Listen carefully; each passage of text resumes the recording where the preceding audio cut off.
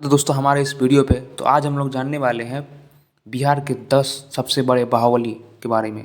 जो नेता रहे, क्रिमिनल बने, बाद में जा कर के फिर से क्रिमिनल बने, तो उन सभी 10 बाहुबली के बारे में हम लोग जानने वाले हैं। तो आज हम लोग जानने वाले हैं सबसे पहले आनंद मोहन सिंह के बारे में। एक ऐसा नाम जो कभी जनता का नेता था, फिर बना एक बाहुबली और अब फिर से चर्चा में है। आनंद मोहन सिंह का जन्म बिहार के सहरसा जिले में हुआ था। एक साधारण परिवार से निकला आनंद मोहन ने बहुत कम उम्र में राजनीति में कदम रखा। वह छात्र राजनीति से शुरू हुआ और जल्दी जनता के बीच में लोकप्रिय हो गया। 1980 और 90 के दशक में उन्होंने बिहार पीपुल्स पार्टी की स्थापना की। उनकी छवि एक जननायक की थी, तेज तर्रार भाषण, गरीबों के बीच पकड़ और युवाओं में जोश। लेकिन धीरे धीरे ये छवि बदलने लगी। 1994 में घटित हुआ बिहार में सबसे चर्चित प्रशासनिक हत्याकांड। तो जी हाँ, तत्कालीन जिला मजिस्ट्रेट श्री कृष्णैया की हत्या, जिसमें आनंद मोहन को मुख्य आरोपी माना जाता है। कहा गया है कि भीड़ को उन्होंने ही उकसाया था और दूसरा साथ में उन्हें उम्र कैद की सज़ा भी सुनाई गई थी। कई साल जेल में बिताने के बाद आनंद मोहन फिर से चर्चा में तब आए जब बिहार सरकार ने नियमों में बदलाव कर उनकी रिहाई का रास्ता साफ किया। 2023 में वे जेल से बाहर आ गए। इस फैसले पर विवाद भी हुआ और समर्थन भी। रिहाई के बाद आनंद मोहन फिर से राजनीति में सक्रिय हो चुके हैं। उनकी पत्नी और बेटा पहले से ही राजनीति में है। क्या आनंद मोहन फिर से वही ताकत दिखा पाएंगे? क्या बिहार में बाहुबल और राजनीति का पुराना गठजोड़ दोहराया जाएगा? तो दोस्तों, ये थी कहानी बिहार के चर्चित बाहुबली नेता आनंद मोहन की का।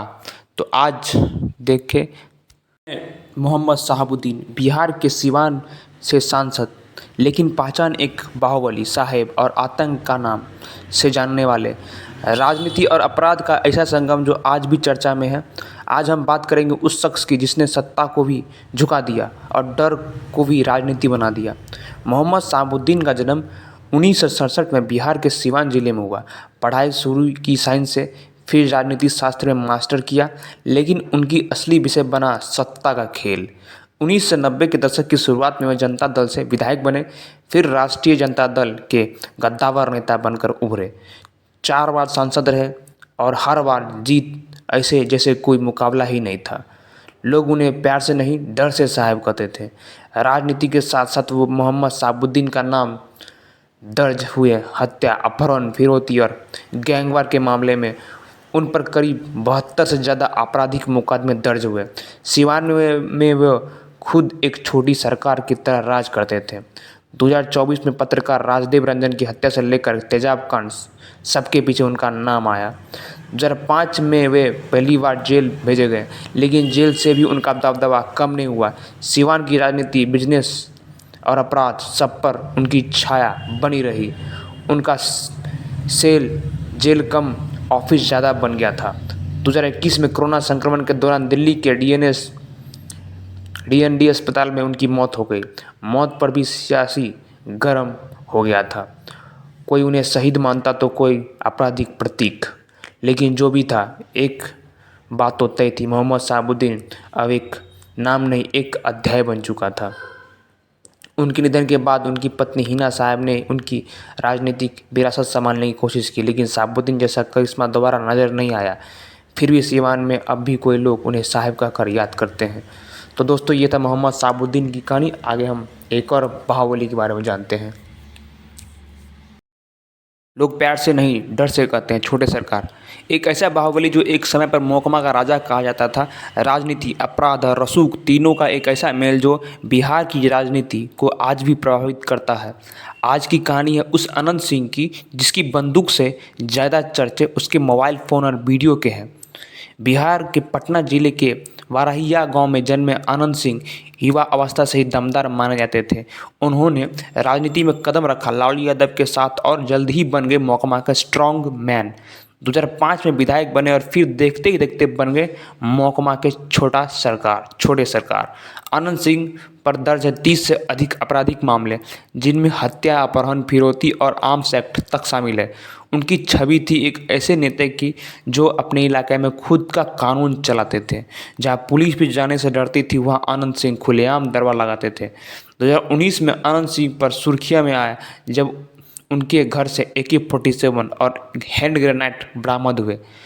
वो वीडियो जिसमें वो कह रहे थे अबे चल गोली मार दो उसको, वायरल हो गया था। उन्होंने खुद वीडियो बनाकर कहा मैं निर्दोष हूँ, लेकिन जनता को समझ आ गया छोटे सरकार अभी भी पुराने अंदाज में ही जी रहे हैं। चौंकाने वाली बात यह है कि जेल में रहते हुए भी उन्होंने चुनाव लड़ा और जीत गए। 2020 में मोकामा से निर्दलीय जीत दर्ज की। उनकी पत्नी नीलम देवी ने भी राजनीति में कदम रखा और जनता ने उसे समर्थन भी किया। यानी छोटे सरकार अब परिवारवाद के जरिए सिस्टम में लौटना चाहते हैं। आज अनंत सिंह भले ही खुलकर सियासत में न हो, लेकिन उनके नाम और डर आज भी मोकामा के गलियों में देखा जा सकता है। उनके खिलाफ मुकदमे चल रहे हैं, लेकिन उनका रसूख अब भी कायम है। बिहार की राजनीति में बाहुबली की लिस्ट बने और उसमें अनंत सिंह का नाम न हो, ऐसा हो ही नहीं सकता। तो दोस्तों ये थी कहानी छोटे सरकार की, अनंत सिंह की।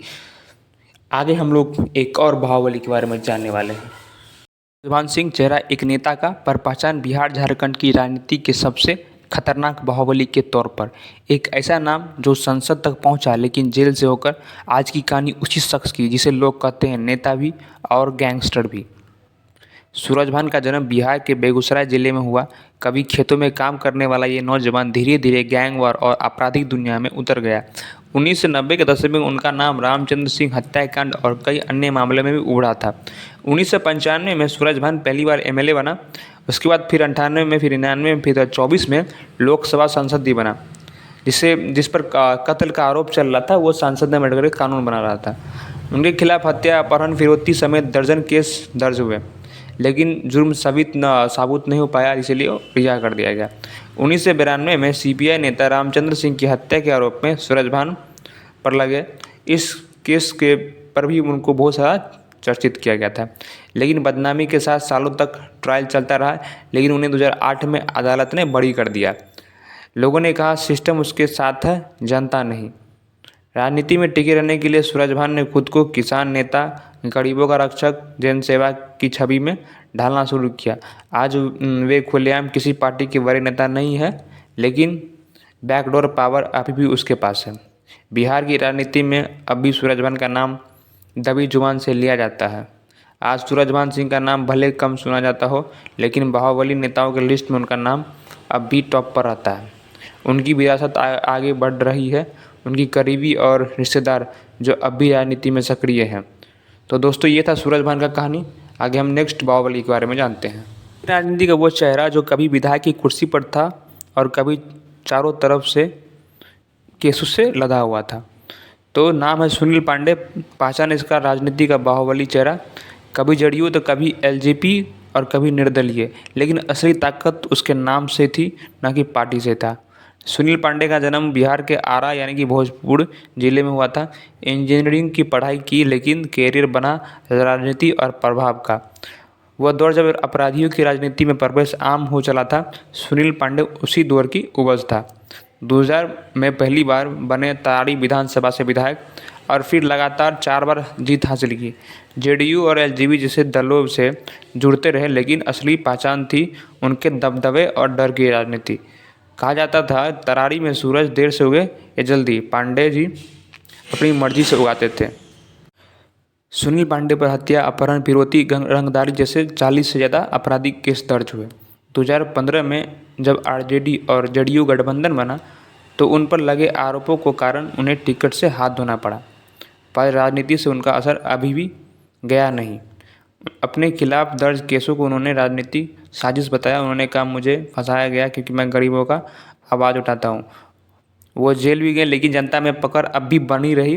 कई गांव में आज भी लोग कहते हैं पांडे जी तो अपना ही आदमी है। आज सुनील पांडे बिहार की राजनीति में मुख्य धारा में नहीं है, लेकिन सत्ता के गलियारे में उनके फ़ोन आज भी गूंजते हैं। उनकी पत्नी पुनीता पांडे जो है चुनाव मैदान में उतर चुकी है। अब जो है अब वो चेहरा बन गई है, नया चेहरा बन चुकी है। बोलिए नाम है आपको पप्पू यादव। चेहरा एक नेता का, आवाज़ आम जनता का। कभी बाहुबली, कभी समाज सेवी और कभी सिस्टम से भिड़ने वाला अकेला योद्धा। पप्पू यादव की कहानी किसी फिल्म से कम नहीं है। जिसे देखकर हर कोई कहेगा ये आदमी राजनीति में नहीं, बागाबाद में पैदा हुआ है। 1967 में पूर्णिया जिले के एक छोटे से गांव में जन्मे राजेश रंजन, जिन्हें आज दुनिया पप्पू यादव के नाम से जानती है। राजनीति में आई युवा अवस्था में और 1990 में पहली बार बने विधायक। कहा जाता है पप्पू यादव राजनीति में नहीं बगावत में पैदा हुए हैं। उनकी राजनीति हमेशा से सिस्टम के खिलाफ ही रहा।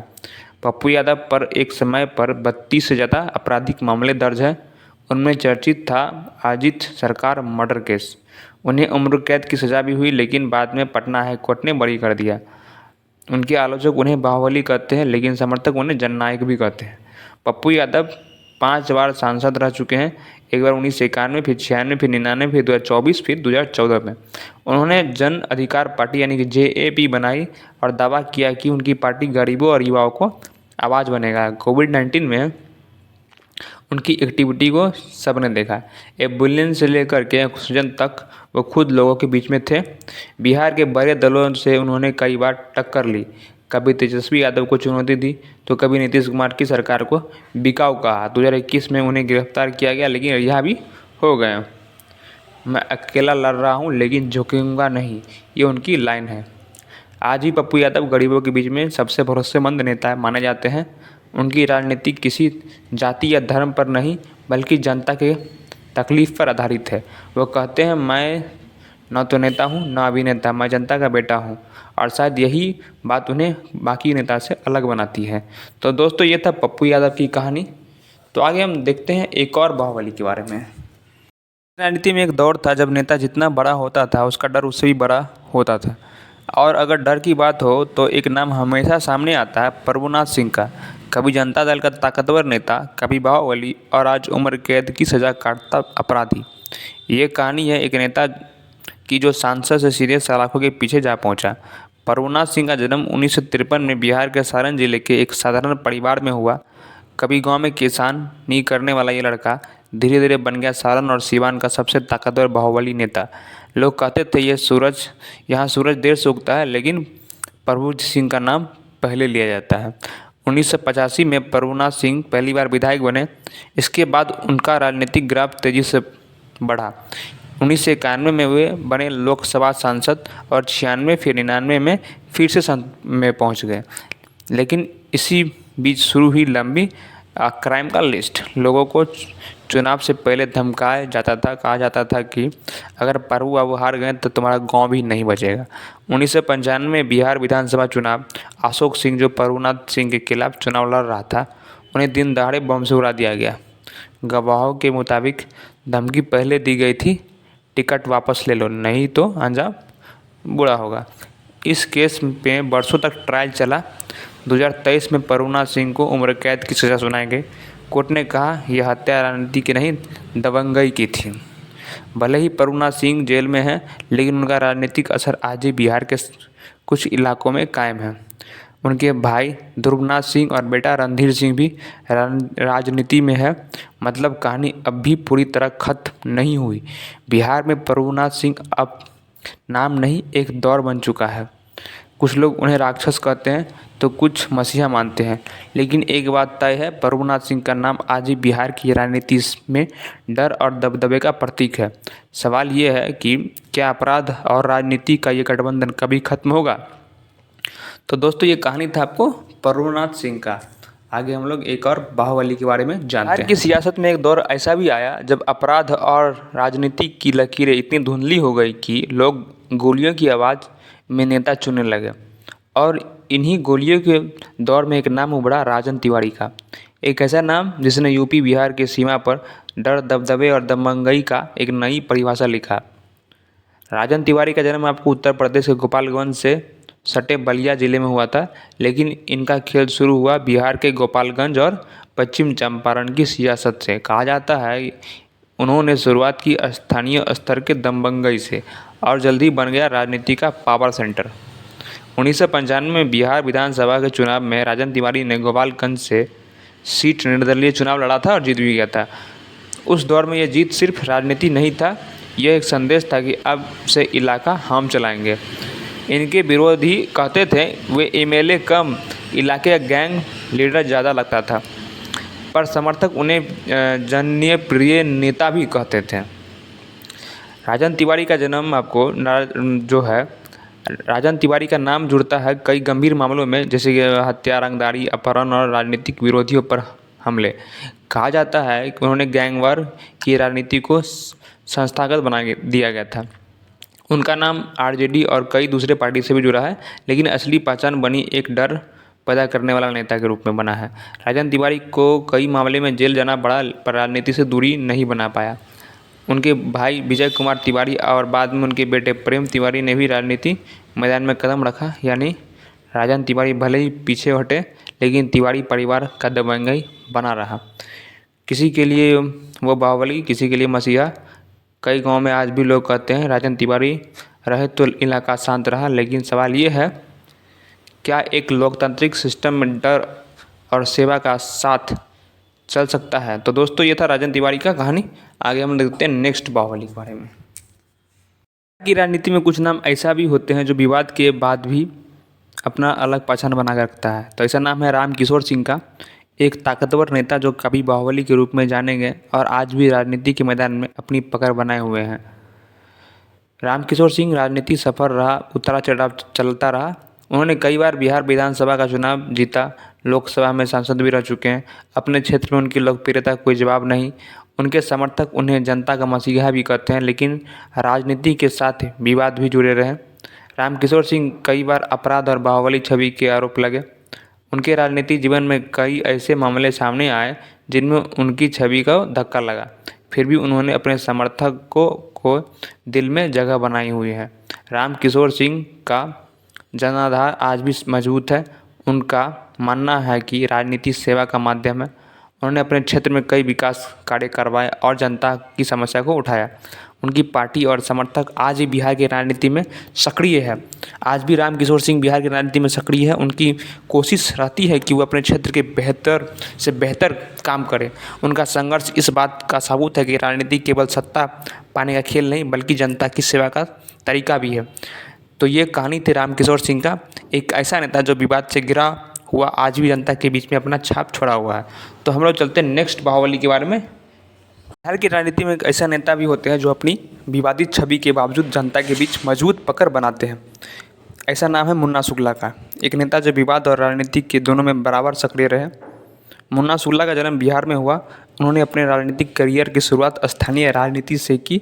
धीरे धीरे वे विधानसभा और लोकसभा में के चुनाव में हिस्सा लेने लगे। उनकी छवि बनी एक सशक्त नेता की जो अपने क्षेत्र में प्रभावशाली है। मुन्ना शुक्ला पर कई बार बाहुबली और अपराध से जुड़े आरोप लगे। उनका नाम कई विवादित मामले में सामने आया। राजनीति में इन विवादों के बावजूद उनकी पकड़ मजबूत रही। उनके समर्थक उन्हें सच्चा नेता मानते हैं, जबकि आलोचक उनकी छवि को लेकर सवाल उठाते रहते हैं हमेशा। मुन्ना शुक्ला ने अपने क्षेत्र में कई विकास कार्य करवाए। उनकी कोशिश रही जनता की आवाज़ सत्ताधारियों तक पहुँचे। उनकी पार्टी और समर्थक आज भी बिहार की राजनीति में सक्रिय हैं। आज भी मुन्ना शुक्ला बिहार की राजनीति में सक्रिय है। उनकी कहानी बताती है कि राजनीति में उतार चढ़ाव आम बात है। उनका संघर्ष दर्शाता है कोई नेता अपने क्षेत्र की सेवा करता है तो वहाँ पर विकास भी दिखता है, चाहे रास्ता कितना भी मुश्किल क्यों न हो। तो दोस्तों, ये थी कहानी मुन्ना शुक्ला का। तो हम लोग 10 बाहुबली के बारे में आज आप लोगों को बताए हैं कि वो कैसे बने राजनेता से क्रिमिनल, फिर कैसे बने क्रिमिनल से नेता। कितने बार जो होते हैं पावर मिलने के बाद अपने आप में आपा खो देते हैं और वो अत्याचार करने लग जाते हैं और वो सोचते हैं कि उनके साथ कुछ नहीं होने वाला। लेकिन बहुत सारे नेताओं के साथ उम्र कैद की सज़ा भी हुई और बहुत सारे बच के निकल भी गए। तो in the end of the day हम लोग यही समझेंगे कि अगर आप पावर में आते तो जनता के लिए कुछ कीजिए, क्योंकि वही आपका मेन काम है। अगर इधर उधर कीजिएगा तो फिर आपको सज़ा मिलेगी। बहुत सारे तो छूट भी गए, लेकिन ये सही नहीं है। अगर उसको सज़ा मिला हुआ है तो उसको रहने देना चाहिए, ना कि उसको छोड़ देना चाहिए। तो ये 10 बाहुबली के बारे में आप लोग को सुनकर कैसा लगा कमेंट में बताएं। तो सब्सक्राइब कर दे चैनल को और वीडियो को लाइक भी कर दे और शेयर भी कर दे। बताएं कि हमारे बिहार में ऐसे ऐसे बाहुबली भी हुए